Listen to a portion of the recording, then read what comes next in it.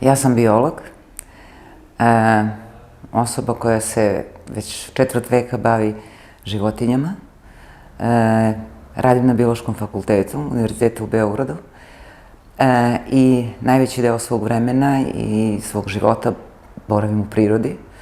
Proučavam ekosisteme, životinje, način na koji one žive, a u posljednje vreme pokušavam da se bavim i načinom kako da njih zaštitimo. Znači, živa bića, njihovo okruženje i kako da uskladimo ono što priroda nama daje sa potrebama koje ima čovek. Isto tako bavim se i radom sa mladim ljudima, odnosno predajem studentima i nadam se da uspevam da barem neke od njih privučem ljubavi prema prirodi, da ih naučim nečemu što znači budućnost i da kod njih probudim želju, entuzijazam i volju prema proučavanju živih bića.